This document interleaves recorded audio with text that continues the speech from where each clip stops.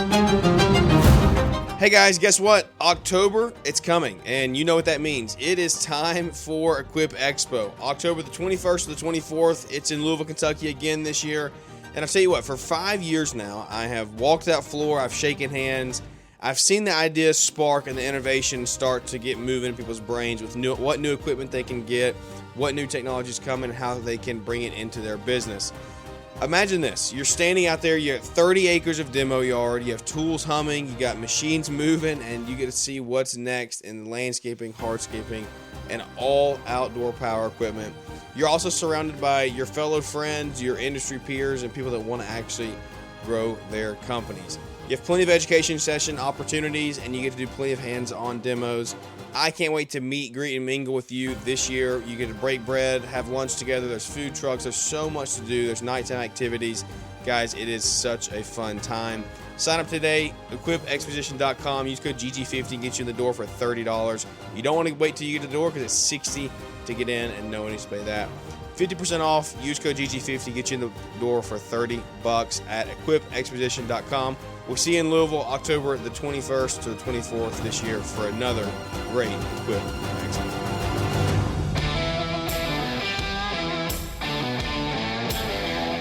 Hello and welcome to the Growing Green podcast.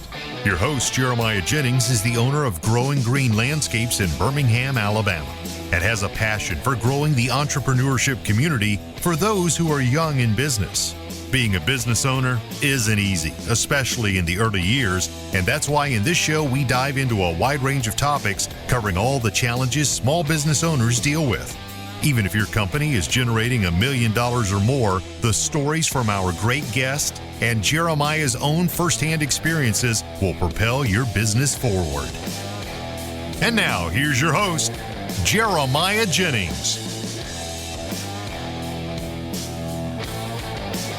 What's going on, everybody? Thank you so much for tuning in to episode today here on the Growing Green podcast. This is your host, Jeremiah Jennings, and I am super pumped to come to you from, I'm calling this Rotunda. I don't know. I got left last night for that. I don't know. But we're in the Hyatt Regency, similar to a Rotunda to me. But Hyatt Regency in Dallas, Texas for the LeanScaper Financial Intensive here. And I'm here with Ryan Markowich. You say it Markowich? Markowich. Yep. Okay. Markowich. And what is that? What's the background of that? Ukrainian. Really? Yeah. How far back? 2 generations. Okay. So, yeah. My dad was not from the Ukraine. Yeah. He was Canadian. Yeah. Okay. But my grandparents were. Wow. Yeah. That's really cool. There's a whole story there, I bet. Oh, yeah, I'm sure there is. Yeah. There's probably a whole story there. Yeah. How did they end up in Canada? Grandpa just saw a better life here, Yeah. I guess, and somehow made his way over and started a family here. What are the in the short, and then we'll get into what we're talking about today.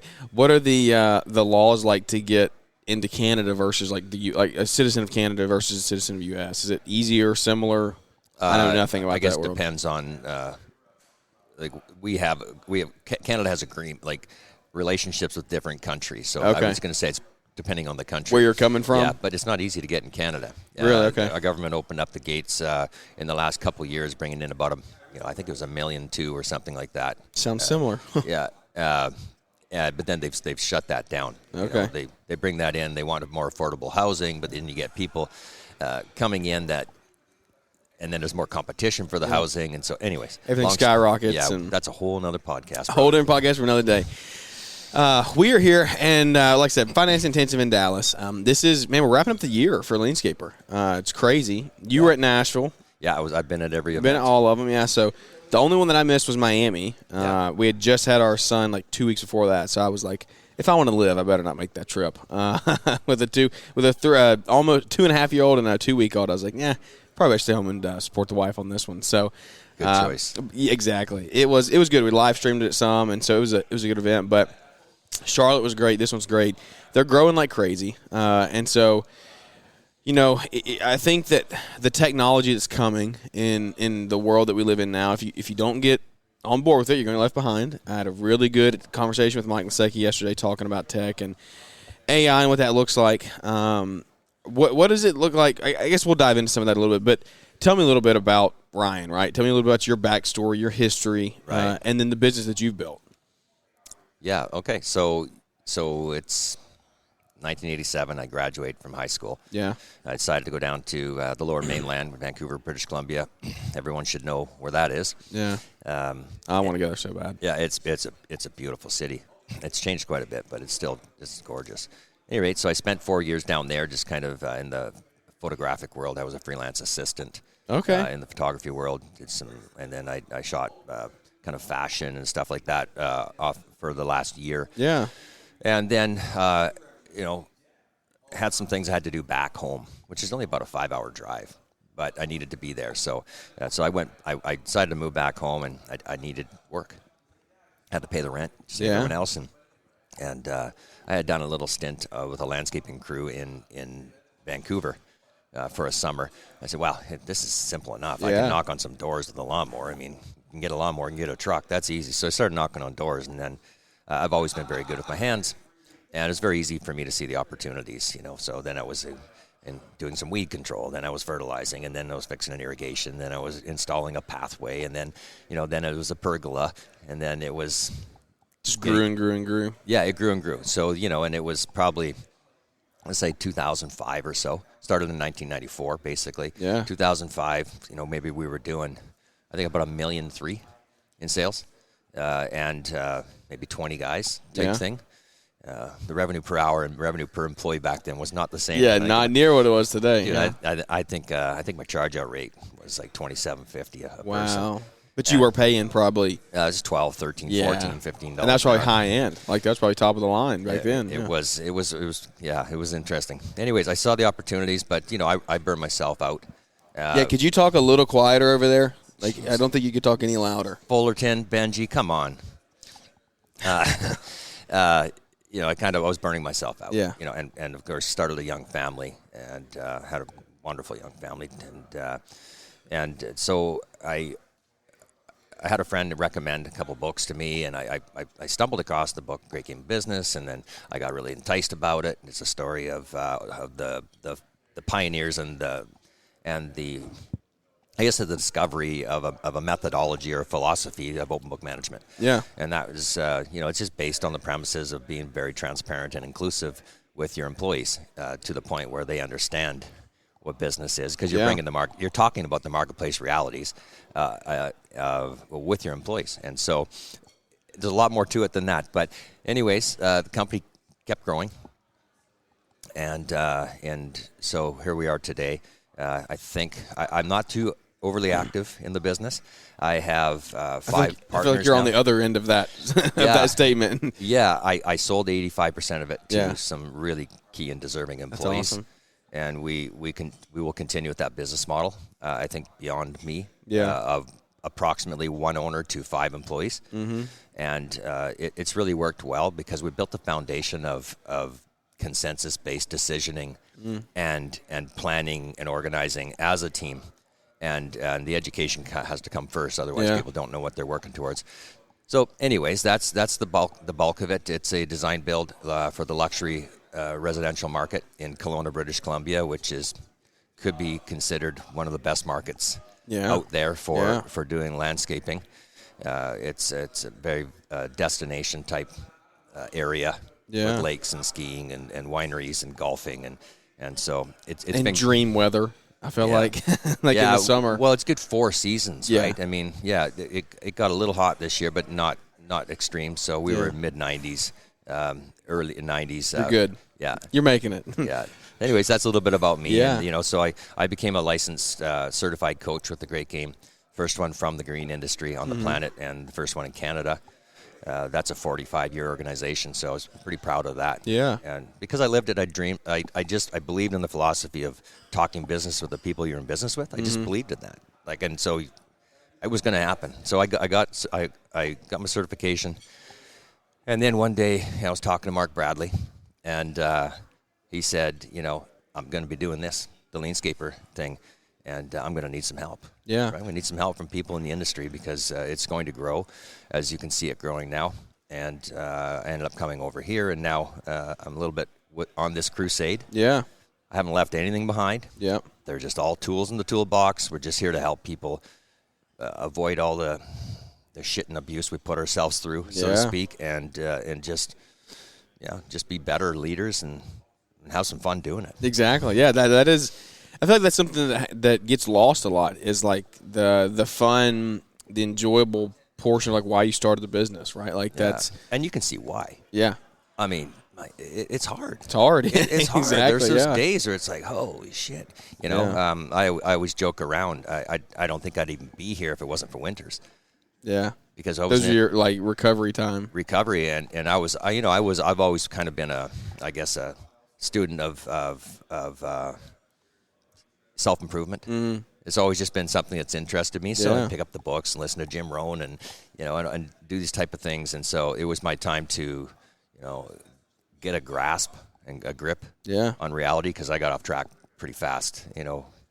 I have a high level of addiction to achievement. Yeah. And so, I would have just worked myself into the grave, I'm sure. Yeah. But I'm here. And you made it through. Yeah. My body doesn't feel like it most days, but I'm laughing and having fun. So I want to talk a little bit of open book management, right? So that you were joking before, like that's what it's been known for. That's what we talked about on every podcast I've been on this year. And so we won't go too deep into it, because I want to talk through some different things with you and ideas. But I do want to at least gloss over, right? For someone who's never even heard of that, right? I think it's pretty simple what it is. Open book management, like you're very open with your team.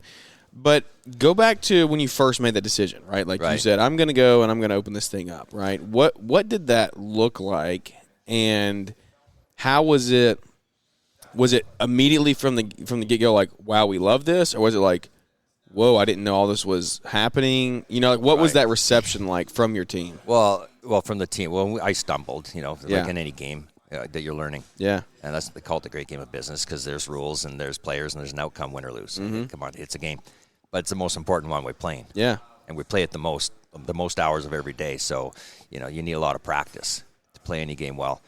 So, no, not everybody was on board. Yeah. And even today, if I do implementations with other people, I will warn the ownership team. It's like, not everybody that you think is going to be on board for being held accountable, and I would say just being involved on more than a shoveling level is going to be there, and that's fine. Because I feel like you're really transitioning them to like owner mindset thinking. Well, hey, if all your employees could act and think like an owner, would that make you happy? Yeah. Okay, how the hell are they going to do it without the same information? Yeah. It's not possible. Yeah. And look, the biggest thing is that people are they get really scared about adding on a bunch to people. Yeah. People do get overloaded, but it's not about adding on. It's about changing what constitutes your work. Yeah. And so, and most people are up for the challenge of using their intellect.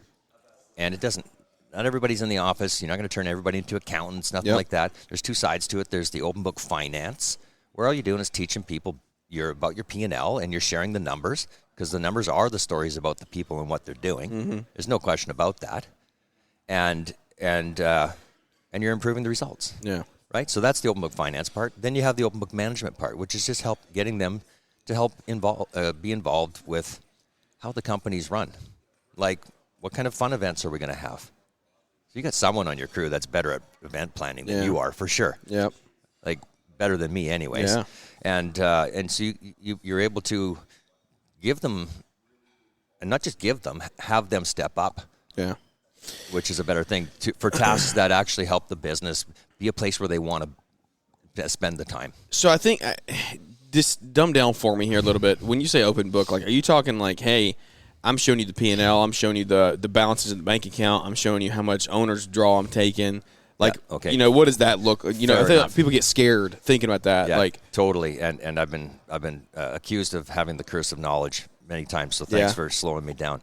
So owners' salaries are not shared. Yeah. They're just all lumped into an overhead item. Yep. Individual salaries are not, or wages or hourly wages are not shared. They're lumped into labor. The P&L is shared. It's always on a scoreboard with us. So it's always sitting there, and then we're visiting it as an entire team on a monthly basis. And some people have biweekly, and some people have weekly financial meetings.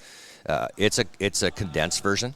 Ours goes from revenue to gross profit, condensed with 4 items, and then minus overhead, condensed. Yeah. We don't need to spend a lot of time talking about overhead. It's a fixed item for the most part. Not a lot of variables, not a lot the employees can do to affect it. But without it, you kind of lose a good portion of the education. Mm-hmm. Of what because they don't understand what's being, like, where that money's going. No, exactly. Yeah. And they know. Yeah. And hey, look, if the balance sheet items are something that's critical to the success in a particular year as you're progressing, like if you make a 12-year plan and a game plan, and that game plan is supposed to support your 10-year, then we need to talk about the balance sheet. Yeah. In our case, it hasn't been. We haven't pushed for a lot of growth. Yeah. But I can see with the plans that the rest of the team's making for the future, they're going to keep a closer eye on the balance sheet because that growth's going to suck the cash, right? Yeah. And so there'll be some balance sheet education in there as well. Yeah. That's amazing. Well, so you grow your business, right? And so what do you got now? I guess we talked about getting to that point before you started open book management. Where did you end up after that? What did the business look like when you sold to the other 5 and you got majority ownership? Yeah, I've been bringing them in as time goes on. Rick joined us last January. Zach the January before. My son Jacob at 30.5%. He's the majority shareholder now. The year before that, so it's just been a progression. As I vested out, and so they'll probably do about $4.2 million. It's not a very big company. But $4.2 million done well, but highly profitable. Yeah, exactly.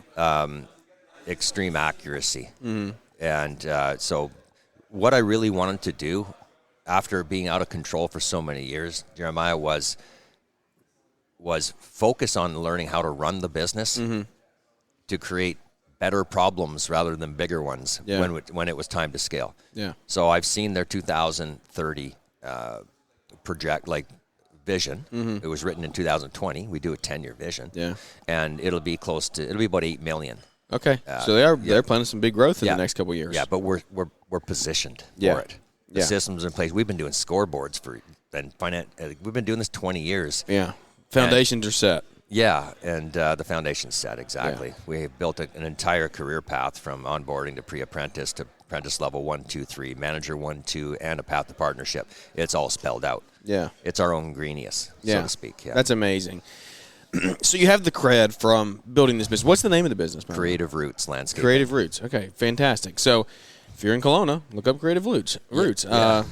Yeah, all custom residential. Yeah. Okay. So you got the cred from growing the business, right? Well, let's transition over into this whole LeanScaper world, right? Yeah. Getting and doing the advisor program. I'm really good friends with Ken and Pat from Local Roots, right? Awesome dudes, like so ahead of their time. Just really like forward thinking, and nice guys, and so nice. Like they could be anywhere, really, realistically, like they could be anywhere they want right now. They could be doing pretty much whatever they want within reason and be with a whole different group of people, right? But they're here hanging out with guys that are trying to grow, right? They're trying to learn themselves and take their Local Roots landscapes to a bigger level. So they're in the advisor program. There's quite a few others in the advisor program that have grown businesses. I think Wheatcroft an advisor? Yes, yeah. So Wheatcroft's an advisor with his coaching program there. He's also the guy that pulled the fire alarm this morning. Yeah.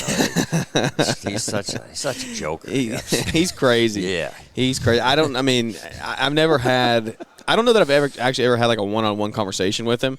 I've just always been like in a circle around him or anything, but I've never heard him say anything serious. It's always joking. He's a madman. Yeah. He's always joking. So how far are y'all from each other? Oh, it's a 7-hour drive. Okay. Yeah. So not too far, but far enough that I don't have to see him every day. And, but close enough that we're gonna go up there and do some fishing. Yeah, that's awesome. How did y'all become friends? Like, how did you make that connection? Just through the LeanScaper thing. Really? And really from LeanScaper? Yeah. In the last 10 months? Yeah. No way. Yeah, and quite honestly, it's that easy here. Yeah. Like, you get a room of 500 guys, gals, and there's somebody not that far. Yeah, and you're in a room where people feel vulnerable enough to see 200 of them crying at one time. Yeah. Come on. Yeah. It's quite a community. Yeah.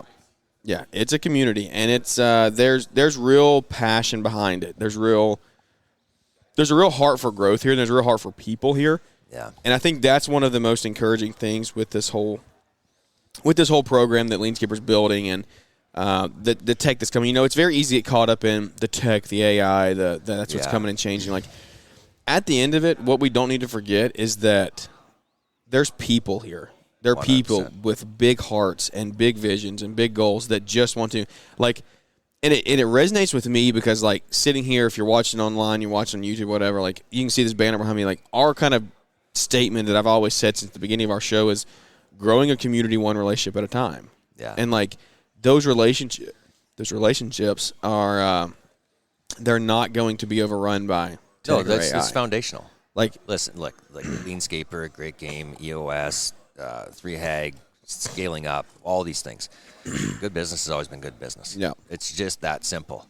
When you can share your mission and your vision and your values and in a meaningful way, and you can put together systems and processes and SOPs and all that stuff. LeanScaper has not brought that to market. No. That is timeless. Yeah. What LeanScaper's brought to market and what gets me most excited is the tools that are going to help us do it. Yeah. It's if I'm on the mower and I've got 5 employees, I see them all the time, and it's easy for them to stay on track with what I visualized as, for the company and share what winning looks like. Yeah. When you're growing to 20, 30, 40, 50, 100, whatever guys you have, it's far more difficult to get that unless you are a really good educator and you've done things really right. Yeah. That you set up your entire business to keep the dream alive, so to speak, right? But that's not the case in most cases. Most cases, it's like, holy, there's some fires. Yep. Yeah, and a lot of them. And I got to jump on the mower today because Bill's not in, and so it's hard. It's easy to lose it. So I love the LeanScaper. I love the AI aspect. I don't see it as threatening. Not at all. Not in one little bit. Yeah. It's empowering. I think the people that see it as the people that see it as any intimidating or anything like that simply just haven't had a chance to understand it. And they haven't been taught how to use it. Like, that's the thing that you also have to think about. Like, it is just, you just got to learn how to prompt it, right? Because it's unlike any other tech that we've ever seen, right? It's not, me and Mike had this conversation yesterday, which I think is something that I've never thought about this way. Traditional tech, the way that we know it, is like we operate how the tech operates. Like we learn the tech, right? Like, and however the tech works, we have to learn how to use it, right?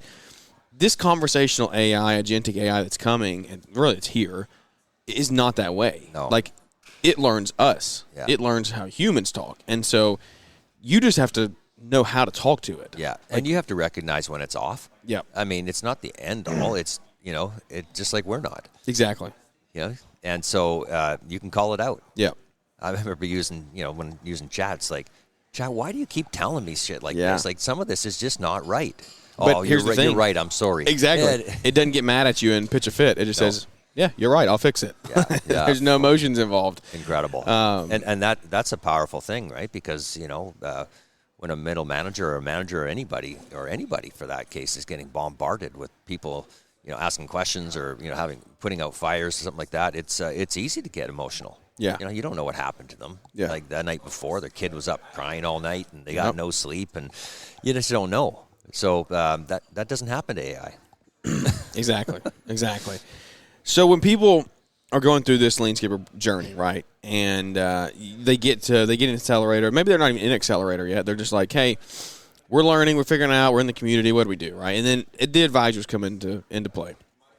Our Mark coaching here comes into play. What does that look like? How does someone get with you, right, and get with an advisor and say, is this a good fit for me, right? And how do they know who they go with? And I think that's a little more LeanScaper specific question, but you can give some insight on that of like who's a good fit for you? Like, who are you looking for to partner with in people and helping them grow their companies? I'm looking for people that are a bit frustrated with what they've done. Yeah.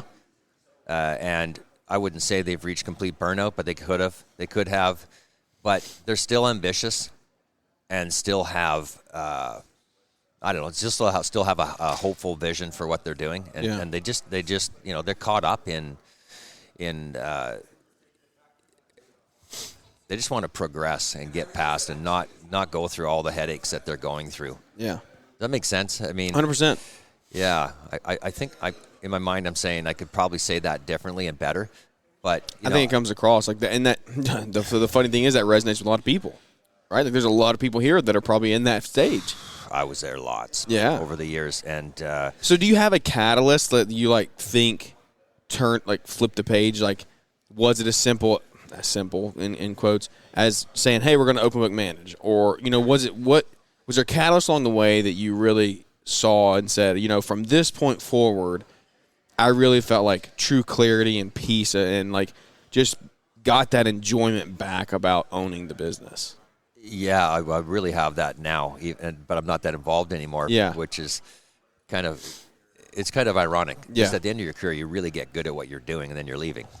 Yeah, exactly. You spent so good long figuring it out. Yeah. Yeah. But when I can sit at the back of the room in our weekly or monthly huddles and participate just by being one of the hired hands, so to speak. And I hear the right conversations happening. I'm like, Jesus, that kid, 5 years ago was just getting out of high school. Yeah. He was wearing a beer box on his head at the company party. Yeah. And now he's an owner. Yeah. And he's leading. And I think to myself, had I not passed him the ball, would he have run with it? Like, would he have asked for it? Would he have asked for the pass? But just by having someone on the team and saying, look, I'm going to pass you the ball. This is what it means to hold it. Yeah. The goalposts down there have not changed. We've all agreed these are the goalposts. This is our 10-year goalpost. This is our 1-year goalpost. This is our daily goalpost, whatever. But that unfolding drama in the game that happens. Yeah. I went to the Dallas Cowboys game today. Talk about drama. Yeah. They tied it up in what? Last 5 seconds goes into overtime. Like, that's the shit that happens every day to us. But the goalposts were to win. Like every team was like that was the goal. So, when you empower people with an understanding of what winning looks like, as Mark Bradley says a lot, and then what gets talked about gets done. So you're talking about the things that matter as you move the ball up and down the field. They find ways to win. People are winners. Yeah. They really are at heart. They 100%. Really are. And people love games, so gamify it. So how do you know, and maybe not this specific guy, but like, how does someone who's leading a company know who to pass the ball to? Like, how do you figure that out? There's what are some leading indicators, or what's something that says like, hey, they're the people that you need to start passing the torch to? Do people like them? Yeah, it's standard leadership things, and not everybody has a leadership title. But I do feel we all have the ability to lead. Everyone leads us to some extent. Totally, 100%. And your gut and other people. Like, it's the people that want to be around. It's the people that others want to be around. Yeah. That are the ones who have, I wouldn't say have more potential. I think a lot of people have the potential, but they might be caught up in life's. The ones that have the ones that have people that like, they're going to take something with that and actually use it. Yeah, people that get from the day rather than through it. Yeah. And there's indicators. There's the language. It's the body language. It's they're showing up late, or they showing up 10 minutes early every time. But as for an owner trying to figure out whether or not they want to open the books, or because there's two sides. There's opening the books is open book finance. The open book management is just talk about building a better company. Yeah. That's all. That's all we're doing here. Like, hey, what would constitute having fun this year? Jeremiah, you and I could have a conversation about that if we were in business. Well, we like the company party, and there's the golf tournament, and then we're going to get back to the community event, and then there's all these different things. We can even calendarize them, and that could be our scoreboard. Yeah.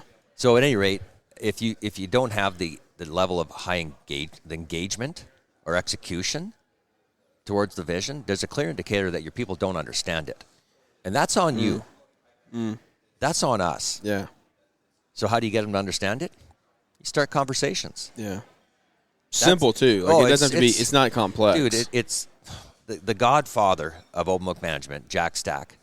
He's still the CEO of Springfield Remanufacturing Corporation. He says it the best. He says it's simple. It's just not easy. Yeah. Yeah. And it's a lot to it. Yeah. You think about it. All the stuff that Mark Bradley's doing, here and LeanScaper and that whole team and what we're talking about, it really is simple. Yeah. Like building those relationships. It's simple. It's not easy because there's some It's not sort complex at all. It's not complex, but it's not There's nothing easy. about it that's complex. But it's not easy because you're caught up in where you are, and you don't know what you don't know. Yeah. Right. And I'm sure that all makes sense. 100%. I hope that resonates. Yes, you just said something passing. Like that's kind of been my.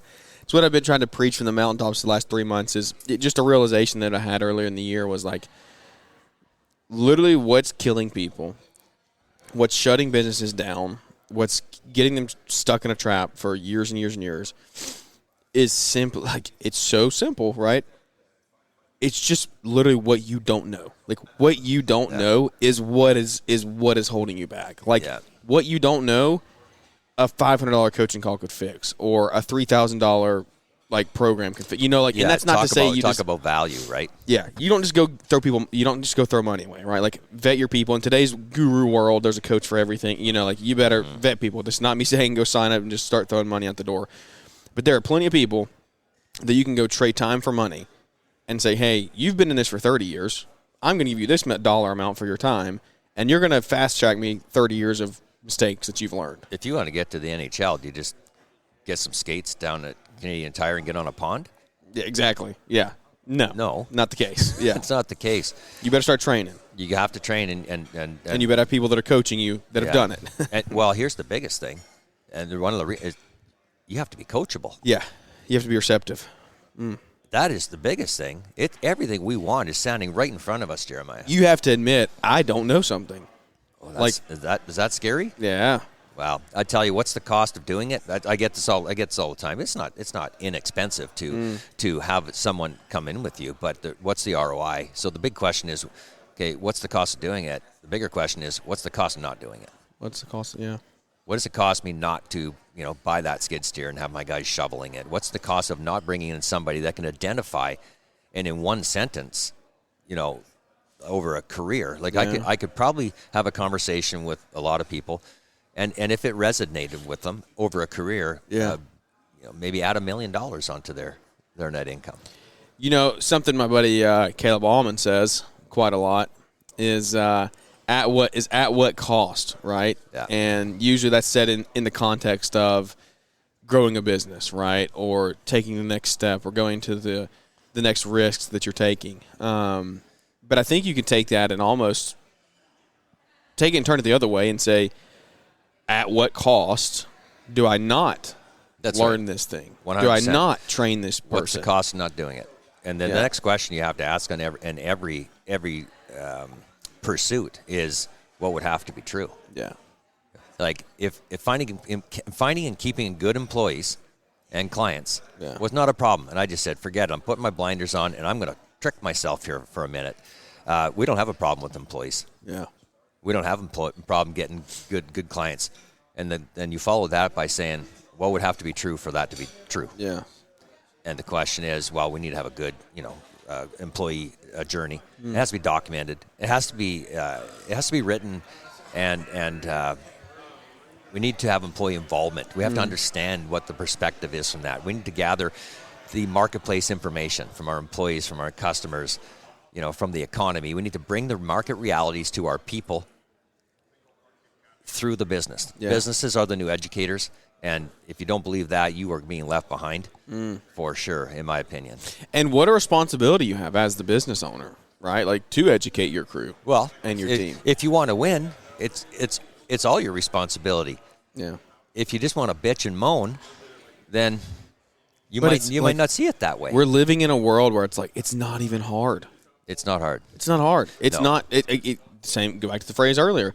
It's not complex. It's simple. The bottom line is that not a lot of good stuff happens in life without starting first with a positive belief. I believe that's what's happening mostly at these types of events. Mm-hmm.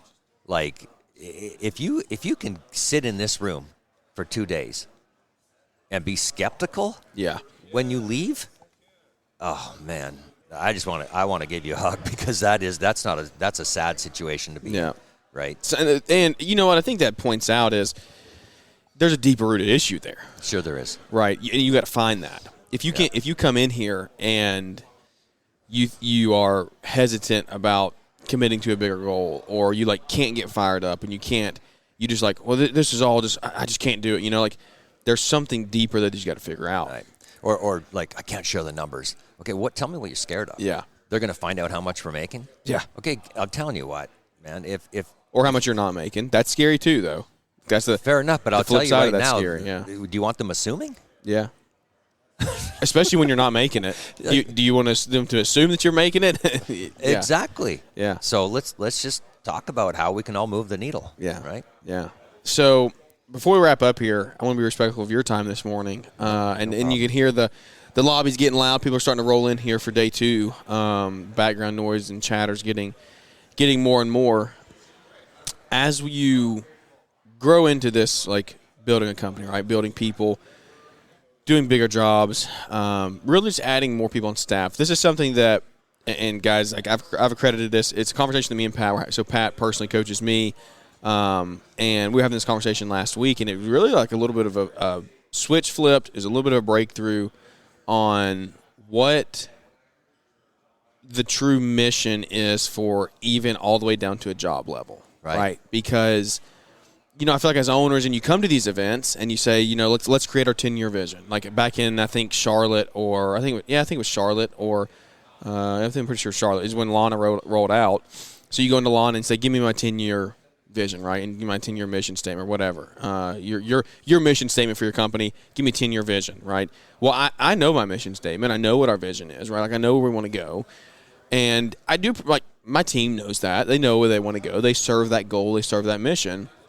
But I feel like that sometimes there's a disconnect down to the job level. Sure there is. All the way down to where maybe the quality isn't there the way that it needs to be, right, on a job level. And it's like, I think sometimes what gets missed is that you get so caught up in selling the big dream and the big vision that you don't break it down to a micro level. Because you got to think, like, guys, like this is a simple, we are, whether you like it or not, we hire smart people, right? They're smart individuals. They problem solve. They get it done. A lot of them don't always have college educations, right? They just come out of high school and they go work with their hands, right? And you don't need a college education to understand what good looks like. Not 100% you don't. But a lot of people come into this and they're just simple thinkers, right? Yeah. They're just like, they're simple-minded. Hey, give me a task, let's go do it. I'll problem solve it, but like just tell me what I want to do, what I need to do, and I'll go do it. Yeah. So sometimes, what if the problem that's holding you back from like real success, real excellence, real growth and freedom with your team is just like not telling them what to do on the job, but telling them why they're doing that on the job. Well, exactly. And that we call that line of sight.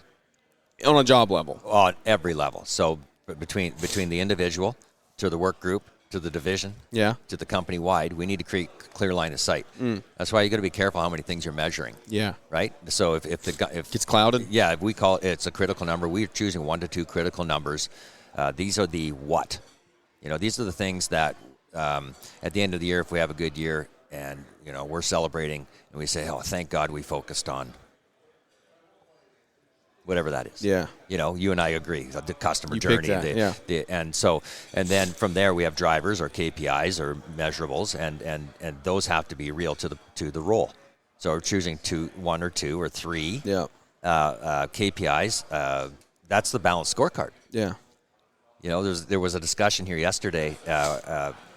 Dave Ellis was talking to one of his one of his clients. Yeah. And they were talking about the employee retention in the scorecard. And they pulled me aside and said, what do you think about this? Like, how do you really measure that? How do you make it black and white? Would it be the project manager's problem if the person left? Well, it might have been, but it might have not been. It might have been something else. So how can you measure them on the employee retention? And I just said, well, let's just hold on, stop for a second. That was kind of just a default list. Is employee retention an issue at your company? And the answer was no. I said, take it out. Yeah. Don't measure it. Don't get so caught up on something. No, we can measure everything. But, what it is? And at the front line level was, were all the lawns mowed by 4 o'clock on Friday? Yeah. Was there any customer complaints? Yeah. Did you call back, right? Yeah. Something get broken, figure out the things that matter. Yeah, just a few things. Hey, did you wear your steel toe boots? I don't care how simple it can be, but the things that are drivers to the success of that day to keep it simple on the simple level. That's what you're talking about. Yeah. And so what's the line of sight? How do my actions affect the outcome we've agreed are important to reach where we want to go? Because we all have a stake in this outcome, whether it's just a simple job or you've moved further and you're doing profit gain sharing. Yeah. So that's what we have. We do profit sharing quarterly. Yeah. And so, I hope that answers. 100%. Yeah, 100% like that. For me, it's one of those things, like, it goes back to earlier. You don't know what you don't know. You don't know. I've just never thought about it on that level before. I've always sold the big vision, sold the big goal, and then they're bought into that. But we have little minute issues. I'm like, how do we fix this problem? And I'm like, it's simple. We just didn't sell the job mission, and it wasn't clear enough. Here's a couple words of advice from a guy who's made every bloody mistake there is and been 31 years. Is you never fix all the problems, man. Yeah. And so, but the bottom line is, you want better problems rather than bigger ones. Yep. So focus on that, and generally, it takes a lot longer to do something great than you wish it would. Yeah. We're an impatient society. Yeah. Like instant gratitude is a bad problem. I got a million ideas, but trying to find someone who's going to run with it for the next 10 to 20 years is another story, right? So some real buy-in has to happen there, and to get that buy-in, you need to be inclusive. Yeah. People have to understand the initiative, or they won't execute. Yeah. If they don't participate, they won't understand. If they don't understand, they won't execute. Yeah. If they do, it might be not the way you want it. Exactly. You want them to. So, and then you're not happy at all. Yeah, so let's just talk about what it looks like to do your job well, and you make a conscious choice to do it or not. Yeah. And if you choose not to, well, I'm sorry. Yeah. You're a Hell's Angel on a bus full of nuns. Yeah. Right? Right? Yeah. You don't actually fit there. That's fine. That's good. Yeah. Execute. Can you execute on it? Yeah. Right? Yeah.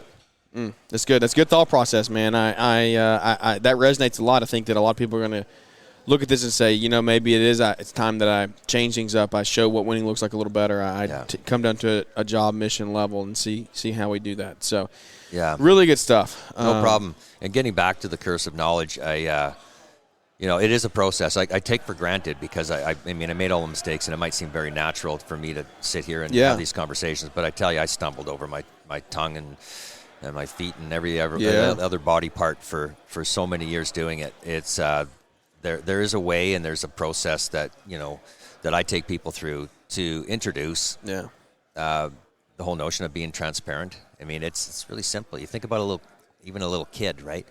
There's no filter. It's just let's have the conversation. Just have it. Yeah. No hidden agendas. You just do it. Yeah. No. So. Really good stuff. So before we wrap up here, tell me a little about your coaching program, right? Like you talked about who you wanted to serve a little bit. What does that look like getting in with you, going through the advisor program, getting set up to say, hey, I'm going to grow my business a little bit. Right. So again, it's just, owners that still have ambition and are willing to do something about it, but maybe feel stuck or, frustrated. Yeah. And so, I usually tell people to check me out on LinkedIn. Yeah. And then send me a DM. I like to work with people for a minimum of 6 months. Okay. A year is ideal, but 6 months is totally good too. It takes a lot longer to make meaningful change culturally and turn around profits in a way that's sustainable than can't just do that in a phone call. Yeah. I might tell you something or give say some advice. There might be something that triggers you to take a different path or something like that. That's fine. But if you really want to get the engagement, there's a process. Yeah. That's where there's an actual process. The rest is philosophy and methodology. Mm-hmm. But the processes and the systems to get you there is something I like to do. So, RMark Coaching on LinkedIn. Same thing on Instagram. I'm always trying to post some stuff that helps people understand what's going on. And some of it's fun, too. We do some pretty cool projects. I wish I was part of them. We're doing a lakefront right now. Phase 1 is $1.2 million on a residence, and there's some pretty cool stuff. We're always craning big shit in, and it's just fun, right?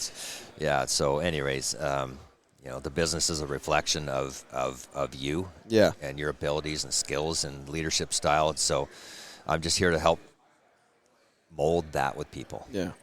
I'm a hired hand. Yeah. It's no different than the guy that's running the skid steer. Just different. Yep. Yeah. Different talent, different, just thinks a little bit different. Yeah.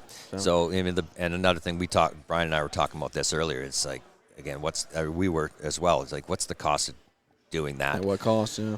And what's the cost of not doing it? Yeah. What's 3 more years of being frustrated, not making any real changes, coming home completely exhausted, that causes issues at home with your kids and your family, and you're not living the life what's the cost of that? Forget the money. Yeah. What's the cost on the relationships? On you.